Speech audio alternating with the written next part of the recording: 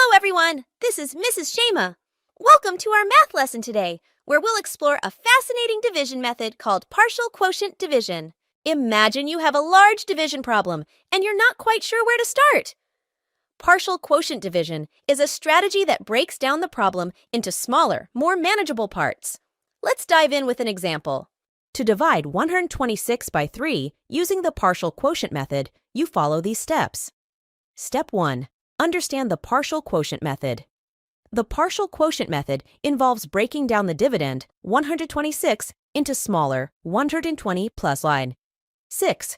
Noch inchi comprendre. Easier to manage parts, and then adding these parts to find the quotient. Step 2. Divide. Start by dividing 126 by 3. Ask yourself how many times 3 can fit into 126 without going over. 3 multiply by which number gives you 126. Step 3. Estimate.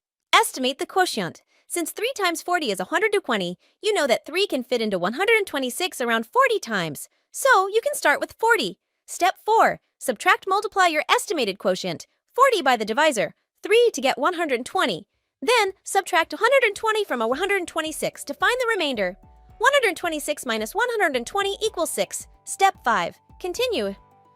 Since you still have a remainder, 6, you need to continue dividing. Step 6. Repeat the process. Ask yourself how many times 3 can fit into 6. 3 multiply by which number gives you 6. Since 3 times 2 equals 6, you add 2 to your quotient. Step 7. Add to quotient.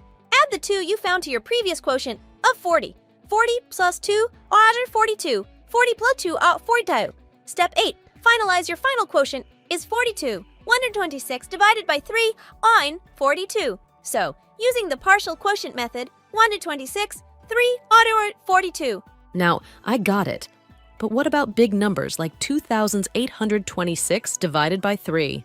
You can break 2,826 into smaller parts. 2,100 plus 600 plus 120 plus 6. Notice that each number is divisible by 3. 2,100 divided by 3 equals 700. Next, name 600 divided by 3 equals 200. Then, 120 divided by 3 equals 40, and 6 divided by 3 equals 2. Last step, add all quotients, 700 plus 200 plus 40 plus 2. The final answer is 942.